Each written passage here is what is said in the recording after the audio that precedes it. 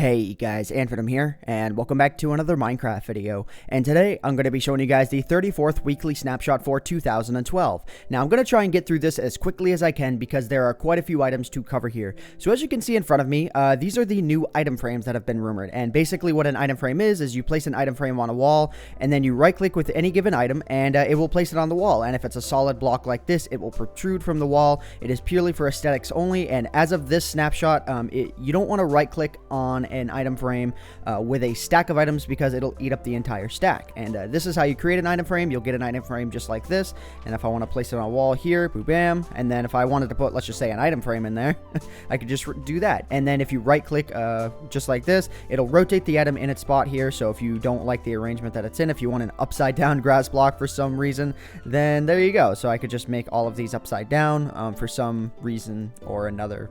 Yeah. So the next thing that's up is there's been quite a few changes to maps. So now when you use the normal crafting recipe for a map, you will get an empty map. And then if I go ahead and I give myself an empty map here, then what'll end up happening is, well, if I right click with the empty map, it'll turn itself into a regular map, and then you will be put onto a specific area of the map. So no longer will you spawn in the very center. And the reason why this is because now maps are gridded in such a way so that if you're in a new area, when you toggle a new map, it'll give you a brand new section rather than just sort of slightly moving where the center of the map is, which was always kind of an annoyance because you'd have to like guesstimate as to where you would, make your new map. And as well, it is going to reveal pretty much all of the areas, assuming that the chunks themselves are loaded. And the map itself, as it is right now, is extremely zoomed in, so each little pixel on there actually represents one block. And if you want to expand this out, all you have to do is you have to place paper around an already empty map. So I'm going to go ahead and I'm going to do this here. Just give myself a whole bunch of paper. I think I have a crafting bench around here. There we go. And then all I have to do is I have to place the map in the center. And then we do this, place the paper all around. And now we get an expanded map. So it's a little bit hard to tell right now. But yeah, so this is pretty well expanded. So yeah, and another thing as well is if you want to clone the maps, all you have to do is you take a map and then you take an empty map into a crafting bench here. So I really should have had more crafting benches, but you take a map and then an empty map, and it'll give you two of the map that you already had generated. And then you can, sort of repeat the effect with as many maps as you want. So you can go from 2 to 4, 4 to 8, 8 to 16, whatever. So that's how maps work now. So the next thing that I want to talk about here is I want to talk about the new cobblestone walls and mossy cobblestone walls. So essentially the way these work is these, in a nutshell, are fences. They're the way that they end up reacting to mobs is that if there's a mob inside, it won't be able to jump out. And as you can see here, well, the only reason I was able to jump over it there is because I hit the chest. But if I try and jump over this here, it doesn't allow me to go over. And this is how the two are crafted. And as I said before, they react pretty much the same as fences here. You'll see this wall right here, and you get these little corner bits right here whenever the fence itself takes a turn. Let me go ahead and let me get myself some a cobblestone wall here, just so I can show you guys what it looks like if I continue to expand this on here. So as you can see here, yeah, it'll just look like that all the way up until the end, which will give you, the little bit of a raised lip right there. So the next thing that I want to talk about are flower pots, and this is how they're created. You'll get yourself a flower pot just like this, and all you have to do is you plant a flower pot on the ground. Let me go ahead and let me give myself a bunch of these here. Flower pot on the ground, and then I'll just give myself a regular flower.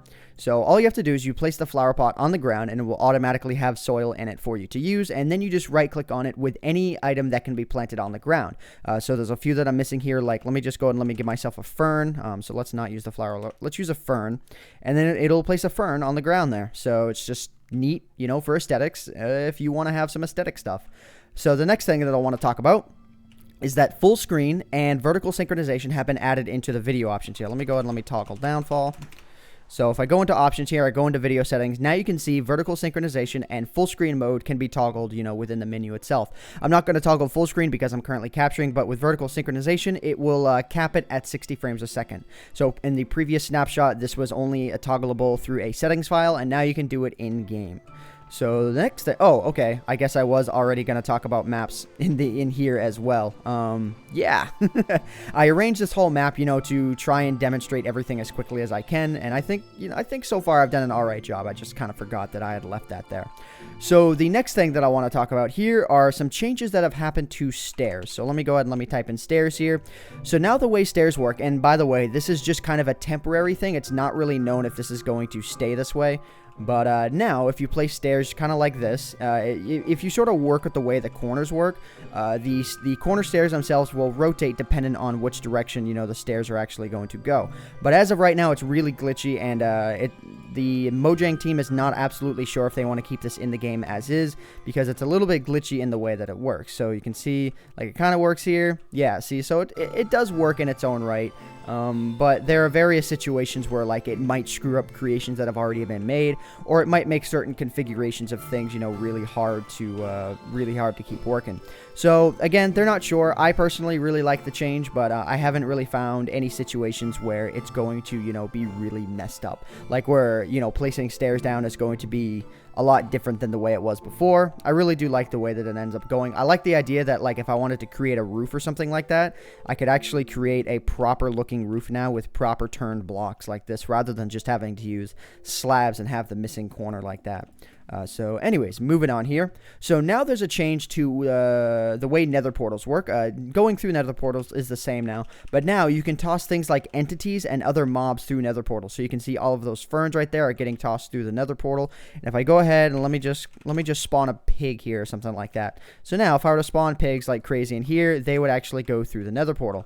So as you can see there, and if I were to go through the nether portal on the other side, all of the items that I dropped would be waiting for me at the entrance of the other nether portal, and as well as those pigs would be waiting for me on the other side as well.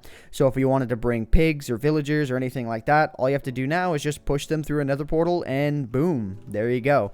So I think with the addition of this, now I really like the fact that water does not screw up another portal, because I was always complaining about how water, like, stopped breaking other portals, and that I didn't like that. Now I kind of do, because we get this little addition. Alright, so moving on here. So now there have been item dyes that have been added into the game. Well, not the dyes themselves, but now you have the ability to dye leather armor. And leather itself looks a little bit different, but I can assure you this right here is not dyed armor. This is red dyed armor. All you have to do is take an individual piece of armor. So let's just say, actually I have a little bit of a demoing stuff right here. Ooh, I didn't want to put all that in there.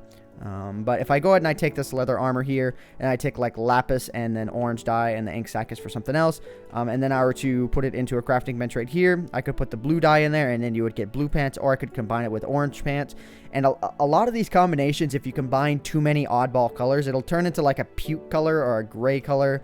Like, it's really kind of weird. Let me just go ahead and let me put that on here. Yeah, now I look like a coal miner lumberjack sort of thing. So yeah, anyways, so if I wanted to dye any one of these, I could dye it, with given colors. So it's recommended, I personally would recommend staying within, like, I personally wouldn't dye these with too many combinations, because you'll get some really ugly colors. But now if you want to do like a team event or something like that, you can dye the color of your armor to whatever you want. I'm going to go ahead and I'm going to dye the boots blue here, because the blue actually gives a really, really nice looking blue. So as you can see here, now I got myself some blue pants, and these are not to be mistaken for diamond armor or anything like that. So another area where the dyes have actually been affected, and it looks like I'm hitting up this glitch here. I've noticed this glitch happening a couple of times within this snapshot, but at least with this snapshot right now, wolves themselves, you can now dye their collars. But I've noticed at various points within the snapshot, the wolves themselves won't have any color on at all. And if I were to actually try and dye this red, it wouldn't work at all. It just simply refuses to work. So you might have to restart your Minecraft in order to see the effect. But I can assure you guys, if you right click on them with any given color dye, it will dye their collars a given color.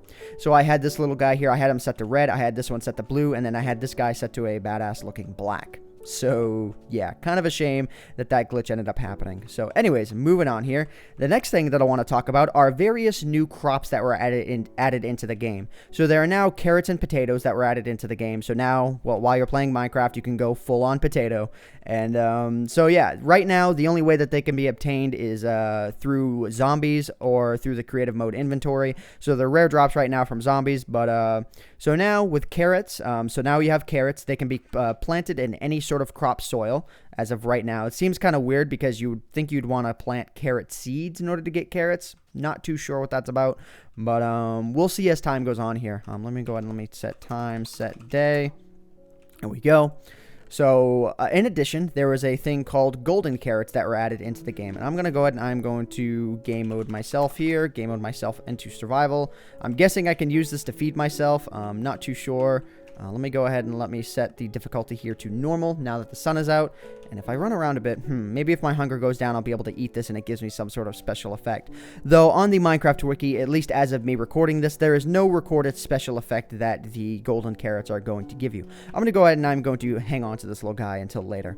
And as well, you can get potatoes. And so there are potatoes now in the game, which, like I said before, can also be planted in tilled soil. And then you can cook them using, coal or whatever. So as let me go ahead and let me take the coal out here. And if I put the potato in there along with the coal, it will make a baked potato, which I assume you can eat and will cover some hearts and stuff like that. Yeah, I'm totally good at this explanation thing. Baked potato for the win. I'm gonna hang on to these so I can eat them later.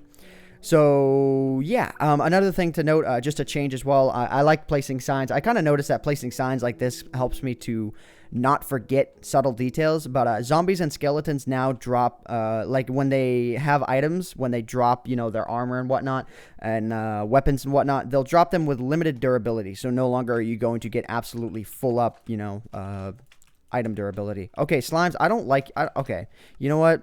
Screw going into normal mode because I hate that.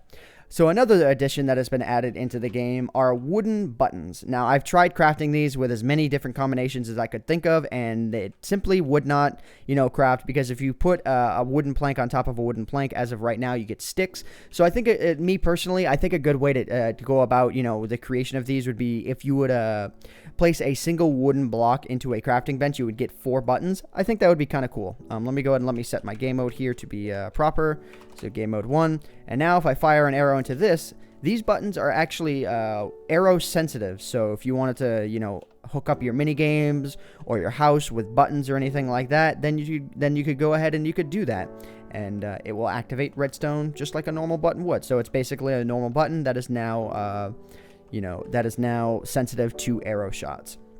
So another thing that has been changed up a bit, this is more of a change, and at least as far as I've read, the sort of particles that you get from a villager whenever you go to trade with them, it's now been fixed, because the problem that there was before in the previous snapshot is that whenever you would trade to them, literally every single time you would trade, you would get the little icons that would notate a new trade. But that's kind of weird. I didn't just get that, so I'm not too sure what's going on with that one. Maybe they rebroke it. I'm not sure. I wanted to talk about it anyways, just so you guys didn't say that I ended up missing it or anything like that. So yeah, moving on here. Trapdoors, I've seen a little bit of a change as well. Now, along with placing trapdoors on the bottom half of blocks, you can now place them on the top half of blocks as well. So let me go ahead and let me grab myself a couple of trapdoors here. And if I were to place them on the bottom half of blocks, let me go and let me destroy these. You can see that it'll place just like normal. But if you place them on the top half of blocks now, they will now be flush with the blocks that they are connected to. And then they act like true trapdoors, because now when they activate like this, they will drop you into wherever you have the trapdoor set to go. So anyways, moving on here. The next thing that I want to talk about are invisibility potions. Now, the way that you craft these is in order to make a night vision potion, you want to take a gold carrot. So that's what the gold carrot is for right now. And then you take an awkward potion and then you combine them and you will get the night vision potion. And I assume that you have to combine these through the brewing system as you would normally would for any other potion. And as well, for invisibility potions, the ones that are in this chest here, you take a fermented spider eye and you combine it with a night vision potion. So you make a night vision potion and then combine it with a fermented spider eye, and now it will make you invisible. And if you're playing on multiplayer servers, then the invisibility potion will also hide the name tags as well. So let me go ahead and let me snag some of these here. So if I go ahead, let me, do I have any of the armor in my inventory? No. What I'm going to do is I'm going to give myself, let's just see, diamond. Let's just do that. Let's get myself a diamond helmet here, and let's go ahead and let's wear it. So now, if I were to go ahead and I were to drink myself the invisibility potion, slurp, slurp, slurp, slurp, slurp, I am now invisible. I am invisible, totally invisible. Brrr. Personally, just in my opinion, I don't think these potions should make you permanently invisible, or not permanently invisible, but I don't think they should make you fully invisible. I think they should make you partially invisible so that you're more like a ghost that's walking around. But I think if making it completely invisible is really too overpowering, you know, for like a server aspect. So all you'd have to do, you know, while on a server is just have nothing. Maybe the only thing that people would be able to see is the sort of like the potion effect itself. And I think that might be good enough in order to notate that there's actually a player there. So maybe, you know, maybe I should probably retract my statement. But anyways, so now you can also make mobs invisible as well. So if I go ahead and I toss it in there, it will make all of those guys invisible. And here's a scary thought for you guys. Let me go ahead and let me grab myself a creeper egg here. Let me go ahead and let me turn the game mode on to normal mode. Just imagine invisible creepers. Yeah, I don't know why I felt the need to laugh like that. But now, if you want to create a trap of some sort, some evil going trap that will spawn invisible creepers, then there you go. You can go ahead and you can do that. So one last thing that I want to talk about. I didn't really note it anywhere in here, but I didn't really feel the need to note it, but I just wanted to go ahead and I wanted to bring it up anyways, is now when you press F3 and then the P key, it will toggle auto pause. It'll toggle auto pause when the game loses focus. So when you pause the game, so let me go ahead and let me let's just hit F3 and P here. And now when I'm paused here, let's see what this ends up doing. Let's see if it actually does end up non-pausing the game. So as of right now, I tried it. I might have to type in debug mode or something like that in order to get it to work. Not 100% sure, but these things are debug options in and of themselves right now. So not too sure if they're really meant to work with debug mode off. And if you hit F3 and H as well, it'll toggle detailed item descriptions for debugging. So anyways, that's not it that I'm going to cover though, because thanks to Sethbling, you guys should check out his channel. He has provided me with the map in order to demonstrate what are the mobs called? I believe they're called withers. Okay, that's what I was getting ready to call them wither bugs for some reason, but there is a new mob that has been added into the game, and the only way that they can be obtained right now is through MC Edit filters. But Sethbling was so kind enough to provide me with a map where I can demo it for you guys. So what I'm going to do is I'm going to go ahead and switch over to the map, and I'm just going to play around with the withers a little bit. I haven't actually tested it out myself yet, so it's going to be a first experience for you and I. I've seen Sethbling's video, however, so I do have a little bit of prior knowledge as to how they work. So let's go ahead and let's flip the footage. But before I flip the footage, I probably should note that I think the glitch that was causing wolves to not have their collars was actually caused by Magic Launcher, because that's a launcher that I've been using lately to start up Minecraft, and I kind of noticed that I think that was the problem with the wolf colors. I think that was the reason why they weren't showing their colors. So if you guys wanted to see the dyed wolves, there you go. So let's go ahead now and let's flip over to the Wither Boss. So now we are taking a look at the Wither Boss here. You can see that he is this really scary looking thing. I wonder if he's going to be like the modern Herobrine or something like that. But I am on creative mode right now just because I don't really want him to kill me. But if I go ahead and I break him out of this glass prison here. Oh god, yeah. There we go. So he fires out these little cannonball things. And as far as I've heard, he has 300 hit points, which is actually quite a lot. Okay, you need to like hit me! Hit me! Yeah, he seems to be popping back and forth a bit though. I want to set him free though. You need to get free. All right, there we go. Okay, let's see if this will set him free. Oh no, it doesn't look. It looks like he's being blocked in by a little bit of a ceiling here. All right, there we go. Come on, buddy. Come on, buddy. And then he launches these cannonballs at you that actually looks like his fists right there. And if I were to put random passive mobs right next to him, you see his fists sort of like look down right at him. He is not a fan of passive mobs whatsoever. So I would hate to see this guy roaming around the regular world. Mushrooms. Hey, I kind of like this guy. He'll kill cows for me. I kind of like this guy. And so yeah, he'll kill any passive mob, but if I go ahead and I spawn something like a creeper, he won't look at them twice. Yeah, you can see his fists don't really look at him, but I'm still a little bit curious. Oh, So that's how you can get them to battle. Yeah, just like that. Just place a passive mob right next to a... Whoa. Whoa. So let me go ahead and let me hook myself up with some diamond armor here just to see what kind of damage this guy really does. And I'll go ahead and I'll flip my game mode here. So, because I don't want this guy to one-shot me or anything like that, because I don't know where the spawn is for this map. But let's go ahead and let's do this here. Let's set my game mode to game mode 0. So there we go. Now, now, yeah. Oh my God. So when you end up getting hit, oh God, let me set my game mode here because I want to die. But when he attacks you, you get this wither effect here. And now I'm not 100% sure what that does, but it's like death. It's like death incarnate almost. I don't know, but it makes your hearts black, and I assume does damage to you over time or something like that. I probably should I can't conceal myself or anything like that. I can't trap myself. All right, let's see what this wither effect is doing. So let me get him to attack me one more time, and let's see if I'm going to be taking any damage or anything like that. So hit me, hit me. Hit me. There we go. Okay, and he hit himself at the same time. I wonder if the wither effect happened to him. But anyways, let's go ahead and let me set my game mode here to 0. Okay, yeah, so it is doing damage to me slowly over time. So that's basically what the wither effect does, is it does damage to you over time. So it's just a damage over time effect, otherwise known as a dot. So, yeah, that's pretty much everything that I wanted to talk about. I'm not going to bother killing him or anything like that because, again, he has a lot of hit points, and there really is no need. Actually, you know what? No. You guys want to see me kill him. Even if it's on creative mode, you guys want to see it. I know you guys want to see it. All right, yeah, you need to die. You need to die. What do you drop? What do you drop? What are your drops, if anything, right now? I have no idea. Yeah, you need to die. You need to die. Die. Did he cause the wither effect to himself? I am not sure. Okay. Yeah.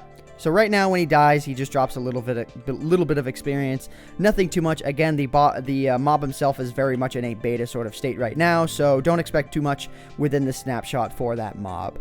But anyways, guys, that's pretty much going to cover the 34th weekly snapshot for me for now. So I hope you all have enjoyed this video. My name is AntVenom, and I bid you all farewell. Thanks so much for watching.